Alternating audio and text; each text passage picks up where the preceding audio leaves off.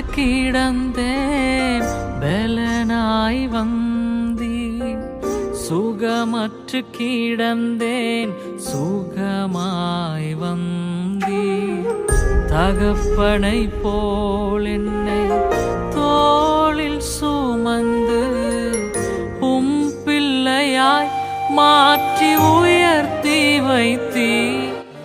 ஆண்டவரும் இரட்சகருமாகிய இயேசு கிறிஸ்துவின் வெளியேறப்பட்ட நாமத்தினாலே உங்கள் யாவருக்கும் என் அன்பின் ஸ்தோத்திரத்தை இந்த காலை நேரத்திலே நான் உங்களுக்கு தெரியப்படுத்துகிறேன். யோபுவின் புஸ்தகம் 29ஆம் அதிகாரம் 4வது வசனத்திலே வரக வாசிக்கிறோம். தேவனுடைய ரகசிய செயல் என் கூடாரத்தின் மேல் இருந்தது என்று சொல்லி பார்க்கிறோம். கிறிஸ்துவுக்குள் அன்பானவர்களே, கர்த்தருடைய ரகசிய செயல் ஒரு குடும்பத்தின் மேல் இருக்கின்றதான போது அந்த குடும்பமானது வாழ்ந்து செழித்திருக்கும். அவருடைய நட்பும் ஆலோசனைக்கும் குடும்ப தலைவனோடும் குடும்ப உறுப்பினரோடும் காணப்படுகிறதான பொழுது அவர்கள் கூடாரம் ஆசீர்வாதமாக காணப்படும். யோபு உபத்திரவங்கள் வழியாக அவர் கடந்து சென்ற பொழுது தன்னுடைய முந்தைய நாட்களில் தேவன் தன்னை காப்பாற்றி வந்ததை அவர் நினைக்கிறார். அந்நாட்களில் காணப்பட்ட சீரை நினைக்கிறார். தன் பாதங்களை நெய்யினால் கழுவினதை அவர் நினைத்து பார்க்கிறார். ஏழைகளுக்கு அவர் உதவினதையும் மற்றவர்கள் அவருக்கு கொடுத்ததான அந்த மரியாதையும் அவர் நினைக்கிறார். தன்னுடைய ஜனங்கள் நடுவே ராஜாவை போல வாழ்ந்த அந்த காரியங்களை அவர் நினைத்து பார்க்கிறார்.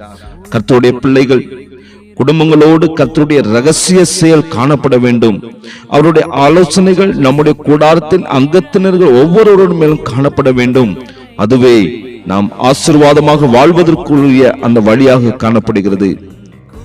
நீங்கள் கர்த்தருக்கு பயந்த ஜீவனம் செய்கின்றதான பொழுது அவருடைய ரகசியம் உங்களோடு கூட காணப்படும். ஆபிரகாமை குறித்து கர்த்தர் சொல்லுகின்றதான பொழுது நீ இப்பொழுது கர்த்தருக்கு பயப்படுகிறவன் என்பதை அறிவேன் என்றார். காரணம், ஆபிரகாம் ஈசாக்கை தன் புத்திரன் என்றும் ஏகசுதன் என்றும் பாராமல் கர்த்தருக்காக ஒப்பு கொடுத்தபடியினால் அவர் தேவனுக்கு பயப்படுகிறவர் என்று எப்பொழுது அறிந்திருக்கிறேன் என்று சொல்லி கர்த்தர் கூறுகிறார். இந்த இடத்தில் தான் முதலில் வேதத்தில் கர்த்தருக்கு பயந்து என்ற வார்த்தை அங்கே காணப்படுகிறது. கர்த்தருடைய வார்த்தைக்கு முழுவதுமாய் கீழ்ப்படுகிறவனும் உறுதியான விசுவாசம் உள்ளவனும் கர்த்தருக்கு பயப்படுகிறவனாயிருக்கிறான். தன் விருப்பத்தை பார்க்கிலும் கர்த்தருடைய விருப்பத்தை முன்னிறுத்துகிறவனும் சுயத்தை வெறுமையாக்குகிறவனும் கர்த்தருக்கு பயப்படுகிறவன். அப்படிப்பட்டவர்களோடு கர்த்தருடைய ரகசியம் காணப்படுகிறது. கர்த்தருக்கு பயந்து அவர் வழிகளில் நடக்கின்றதான பொழுது கர்த்தர் அவனை ஆசீர்வதிக்கிறார். அவன் கைகளின் பிரயாசத்தை சாப்பிடும்படிக்கு அவர் செய்கிறார். பாக்கியத்தையும் நன்மையும் கட்டளையிடுவார்.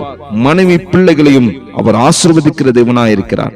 மனுஷனுடைய நீதி எல்லாம் அழுக்கான கந்தையும் குப்பையுமாக காணப்படுகிறது.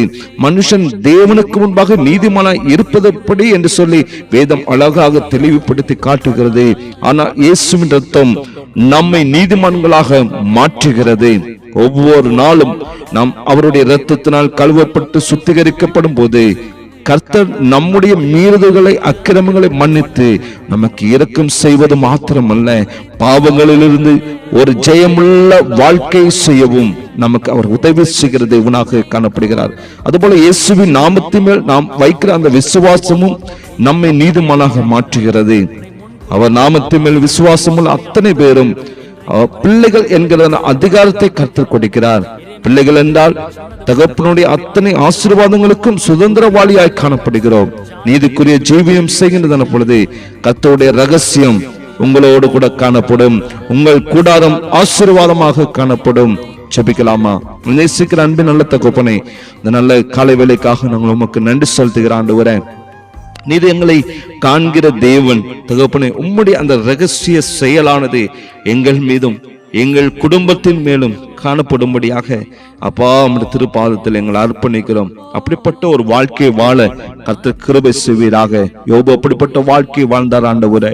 நாங்களும் அதுபோல இந்த பூமிக்குரிய வாழ்க்கையில நாங்கள் அப்பா உமக்கு பிரியமாய் வாழ்ந்து உம்முடைய சித்தம் செய்ய எங்களை அர்ப்பணிக்கிறோம். உம்முடைய ஆலோசனைக்கும் அப்பா உம்முடைய செயலுக்கும் ஆண்டவரே நாங்கள் எங்களை அர்ப்பணிக்கிறோம் ஆண்டவரே. அப்படிப்பட்ட செயலும் ஆலோசனையிலும் எங்களுடைய குடும்பங்களிலும் ஒவ்வொரு மேலும் உண்டாகும்படியாக கர்த்தர் கிருபை செய்வீராக.